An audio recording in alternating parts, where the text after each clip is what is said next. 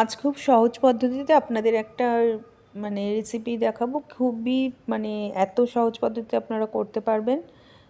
একটা পাবদা মাছের একটা রেসিপি।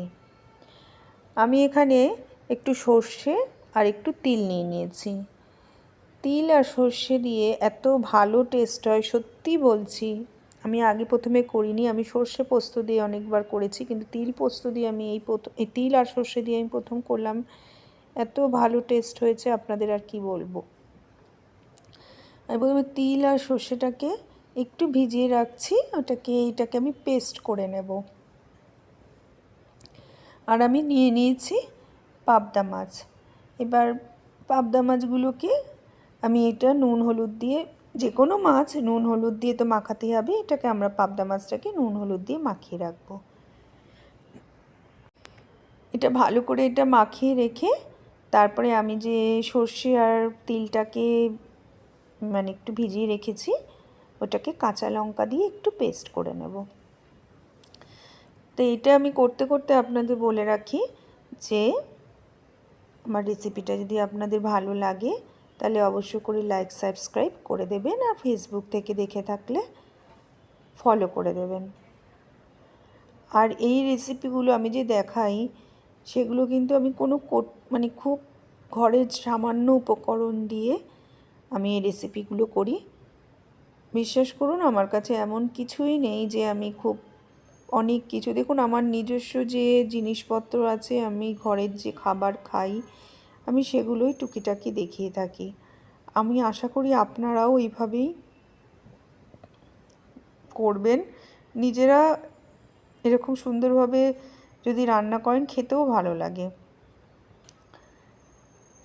আমি একটুখানি পেঁয়াজ নিয়ে নিয়েছি। আমি আজকে একটু অন্য রকমভাবে করব। যথা যেটা মনে করুন আমরা যেমনভাবে করি তেমনভাবে করব না, এটা একটু অন্য রকমভাবে করব। আমি পেঁয়াজটাকে কুচি কুচি করে কেটে নেব, নিয়ে এটাকে একটু আমি ভেজে নেব। এটার পেঁয়াজের বেরেস্তা বানিয়ে নেব, একটু লাল লাল করে ভেজে বেরেস্তা বানিয়ে নেব। কেন এইটা আমি পাবদা মাছের ভাপা করব, এই জন্য আমি এটা করছি। আমি পেঁয়াজ দেব, কিন্তু কাঁচা পেঁয়াজ দেব না। ভাপা করলে অনেকে দেয়, পেঁয়াজ নাও দেওয়া যায় পাবদা মাছে অনেক সময়, কিন্তু আমি বলছি যদি আপনারা এইভাবে দিয়ে থাকেন, আমি যেইভাবে দেখাচ্ছি দেবেন, খুব ভালো টেস্ট আসবে। আর একবার যদি না করে খেয়েছেন তাহলে খুবই ভুল করবেন। খেতেই হবে আপনাদের একবার করে দেখুন। আর আমাকে অবশ্য করেই লিখবেন যে আপনারা বানিয়েছিলেন, তাহলে আমি খুব খুশি পাবো। আমি দেখুন এবার পোস্ত বলছি, তিল আর সর্ষেটাকে আমি বেটে নিয়েছি। মুখে পোস্ত আসে কেন, বেশিরভাগই আমরা সর্ষে পোস্ত দিয়েই করি না, তিল আর সর্ষে দিয়ে খুবই আমরা কম করে থাকি, কিন্তু তিল দিয়ে করলে খুব সুন্দর একটা গন্ধ এসছে। এরপরে আমি ম্যারিনেট করার জন্য মাছটাকে তো এমনি হলুদ নুন দিয়ে, এবার এইটা যে আমি মাছটা যে ভাপা করব তার জন্য আমার কিছু জিনিস তো দরকার। এই তিল সর্ষেটাই সবচেয়ে মেন ইনগ্রিডিয়েন্টস আছে। এটার ভেতরে আমি ভালো করে একটু তেল কিন্তু একটু বেশি দিতে হবে। হ্যাঁ, যে কোনো ভাপা করতে গেলে তেল কিন্তু বেশি দিতে হয়। এবার আমি তেলটা ভালো করে দিয়ে একটু হলুদ নুন দিয়ে দেব। বেশি হলুদটা যদিও মাছে আছে, তবু ওই মাছে যেটা দিয়েছি যথেষ্ট নয়। এর ভেতরে আর একটু হলুদ নুন দিয়ে দেব, আর একটু ভালো করে তেল দিয়ে দেব। আর একটু তেল দিতেই হবে, দেখেই বুঝতে পারছেন। আমি কিন্তু সর্ষেটা দিয়ে বেটেছি যে একদম কিন্তু জল জল করে বাটিনি, জল জল করে আপনারাও বাটবেন না। কেন এমনি যখন মাছটা ভাপা হবে একটু জল তো বেরিয়ে যাবে, মাছের রসটা বেরোয়। আর ভাপাতে বেশি তো জল হলে তেলেই সেদ্ধ হবে, জল তো একদমই দেবেন না, তাহলে কিন্তু আমি বলছি ভাপার টেস্ট কিন্তু একদম নষ্ট হয়ে যাবে। কখনও জল দেবেন না।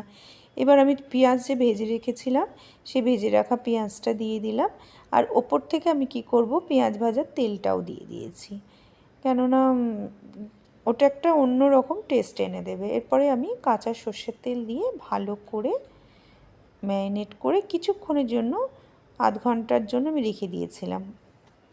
বেশ মাছটা যখন এই ভাপা করবেন না, ভাপা করলেও কিন্তু মাছটা এই যে সর্ষে দিয়ে মেখে কিছুক্ষণ রাখবেন, তার জন্য কিন্তু ভাপার টেস্টটা অনেক বেড়ে যাবে। দেখুন এখনই দেখতে কত সুন্দর হয়ে গেছে। এবার আমি একটা কড়াইতে গ্যাসে কড়াইটা চড়িয়ে দিয়ে একটু জলটা ফুটিয়ে নেবো, আর একটা স্ট্যান্ড দিয়ে নিয়েছি, এর ওপরেই আমি টিফিন কৌটোটা বসিয়ে দেব, বসিয়ে ভাপা করব। টিফিন কৌটোটা বসিয়ে দিয়েছি। এবার কিছুক্ষণ প্রায় আমি রেখে দিয়েছিলাম, পাবদা মাছ তো তাড়াতাড়ি হয়ে যায়, আপনারা 20 মিনিটের মতন রাখবেন, আর না হলে 20 মিনিট, যদি টিফিন কৌটোটা একটু পাতলা হয় তো 20 মিনিট, তাহলে আধ ঘন্টা রেখে দেবেন, আধ ঘন্টার মধ্যে 30 মিনিটের মধ্যে হয়ে যাবে। আর মাছটা কিন্তু যখন খুলবে না, মানে আমি না প্রথমে খুলতেই পারছিলাম, টিফিন কৌটোটা আটকে গেছিলো, খুব কষ্ট করে খুলেছি, খুব কষ্ট করে, কি আর বলবো, এত কষ্ট করে খুলেছি। দেখুন মাছটা কত সুন্দর দেখতে হয়ে গেছে, আর এত সুন্দর টেস্ট হয়েছিল, যে মানে আমার মেয়ে না খেতে চায় না অনেক সময়, সেই এত ভালো করে খেয়েছে, মানে এত ভালো লেগেছিল তার মাছটা। আর মাছ কিন্তু খুব সফট, যখন তুলবেন খুব আস্তে আস্তে তুলবেন। আমার তৈরি হয়ে গেল। প্লেন ভাতের সাথে খাবেন, অবশ্য করেই গরম ভাত প্লেন ভাতের সাথে খাবেন, শুধু মাছ দিয়ে একতলা ভাত খেয়ে নিতে পারবেন। তাহলে আমার পাবদা মাছের ভাপা রেডি হয়ে গেল। দেখে বোঝা যাচ্ছে না, পুরো ভাপা মানে দারুণ সফট হয়েছিল, খুব সুন্দর হয়েছিল। তাহলে চলুন, তাহলে এবার আমি তাহলে যাচ্ছি। আমার অবশ্য করে সাবস্ক্রাইব লাইক করে দেবেন, আর আপনারা অন্তত লিখবেন কেমন হয়েছে খেতে নিজেরা বানিয়ে। তাহলে দেখা হচ্ছে আবার নতুন রেসিপি নিয়ে। টাটা।